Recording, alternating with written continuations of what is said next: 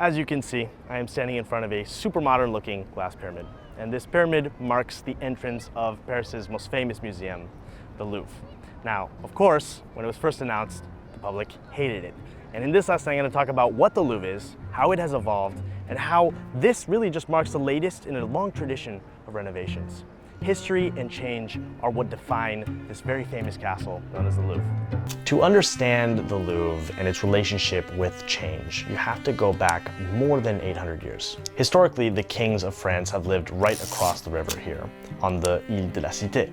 That's where you find Notre Dame and the Sainte-Chapelle. The Louvre was initially just a military fortress in the 12th century, made to defend the city. But as the city grew, the fort began to lose its strategic role. Meanwhile, some of the kings wanted a new home that was a bit more protected against revolts. So, in the 1500s, one king turned this fortress into a royal residence. And as monarchs and rulers succeeded each other over the years, they made changes to the fortress, and soon it started to look more like a palace. Louis XIV was the one that ended the trend of kings living here when he decided to move out of the Louvre in the 1600s so as to move into the Palace of Versailles. But he left his impressive art collection in the Louvre. The building became an official museum immediately after the French Revolution in the 1700s, when the new government overthrew the monarchy and decided to open up the art to the public. More kings and rulers have added art and updates to the Louvre over the years. Napoleon also put tons of stolen artifacts taken during his conquests here. And then, of course, he named the whole thing after himself. Though the reason it doesn't have that name today is because the government changed the name back to the Louvre a couple of years after Napoleon fell out of power. But the different rulers didn't just update the interior and the art collection.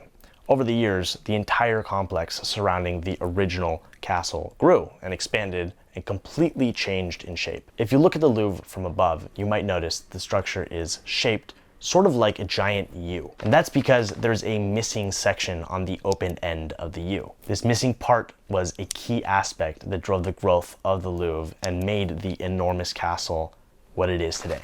Right here where I am right now is where a palace used to stand called the Tuileries, and it's a completely separate palace from the Louvre. It was built in the 1500s, and eventually the French king wanted to connect the two, and thus began a 300-year-long project.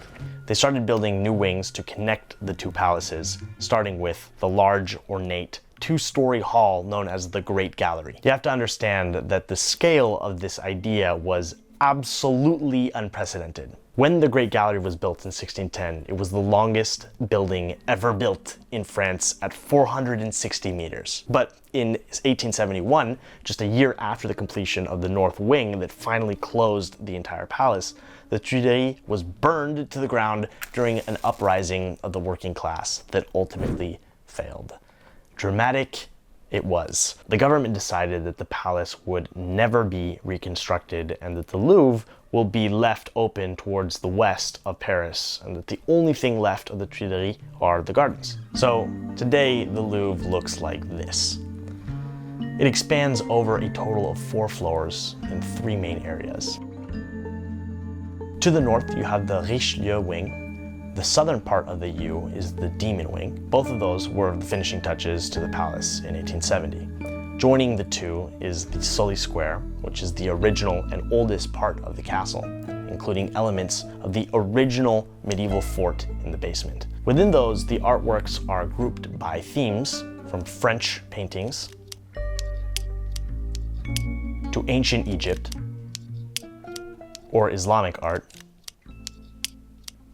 If you're curious, the Mona Lisa is here, and it's a lot tinier than I was expecting, at least. The grandeur of the Louvre's exterior matches the sheer size of the art collection within it. And when you've watched as many heist movies as I have, you know treasures like these need just as much protection as the royal family. Art like this, the Banksys, the Basquiats, the Picassos, it's appreciated in value over 12% every year over the last 27 years. Kings and queens have come and gone, cultures, currencies, empires have all been lost to time. But art like this still gets passed through generations, becoming more and more valuable. But for the first time in history, even if you're not a descendant of King Charles III, you can invest in the finest art in the world for a fraction of the price. Thanks to our new sponsors at Masterworks, they are giving everyday investors just just like you, the ability to invest in art straight from their smartphones. Masterworks has sold over $45 million worth of art to date and distributed the proceeds to investors like you. They weren't art market connoisseurs, and they didn't need to be. Masterworks' team of art experts and financial analysts have crunched decades worth of data to buy and sell art at the optimal time to maximize returns. And they've got the numbers to prove it. Over 840,000 people have joined the platform to date, and offerings have sold out within minutes. But Bright Trip subscribers can now skip the waitlist using the special link in the description. Since the Tuileries Palace was removed, the vista opened up from the Louvre to the rest of Paris. This allowed for a better view of something called the historical axis. If you've watched our lesson on the Arc de Triomphe, you might remember that we talked about how two arches in Paris are aligned, the Arc de Triomphe and one in front of the Louvre. These arches sit on an invisible line that runs through Paris, known as the historical axis, or the Royal Way. The axis follows the path of the sun along a 26-degree angle from which it rises in the east to where it sets in the west. Other landmarks fall into this axis. The famous avenue known as Champs-Élysées, a 3,000-year-old obelisk from ancient Egypt, and a super modern arch in the business district of Paris. These landmarks actually align with another monument in front of the Louvre, but it's not actually the glass pyramid. It's this statue right here of Louis XIV. And it's kind of a funny story. The architect who was working on this in the 1980s realized that if he placed this right in the middle of the courtyard, it actually wouldn't align. And so to respect this historical axis, he placed it right here. Now that the Tuileries Palace wasn't here to block the view, the skew of the Louvre became clearly evident. So the architect requested that the statue of Louis XIV be placed next to the pyramid so as to honor the historical axis. From here, you can see some of the other moments in a row behind the statue. This really shows how much thinking went into all of those construction decisions throughout the centuries of Paris's history, even though each decision, incredibly, was made in a different time period over the centuries. This is like a massive group effort. Just like each of the monuments that were built over the years at different points, this glass pyramid captures the advanced thinking, techniques, and materials of its age. It shows a changing palace in a changing city, going from a fortress to a king's home to a museum. Today, the Louvre has the biggest art and antiques museum in the world. The galleries themselves are gorgeous, and they host a huge portion of the most famous art pieces you might know. And this really is one of those museums that you cannot do in one day. It requires, in my opinion, many, many visits to even just to get through everything. From the Mona Lisa to the Venus of Milo, from the raft of the Medusa to the seated scribe, its collection of over 450,000 art pieces covers almost 10,000 years of human history. With about 400 rooms linked by 14 kilometers of corridors, there's no way a person can see it all in a single visit.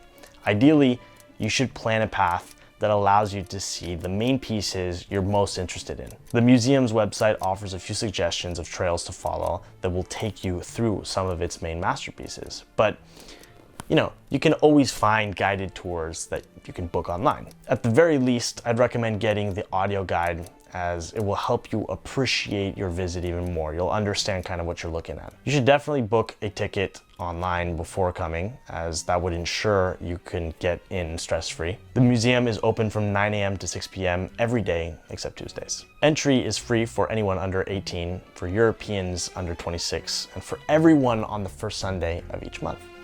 Otherwise, there's a reasonably priced entrance fee. Like so much of Paris, the Louvre represents a sort of mishmash of keeping old traditions and updating with new innovations. This pyramid right here, next to an old fortress turned art gallery, is like the perfect example of that.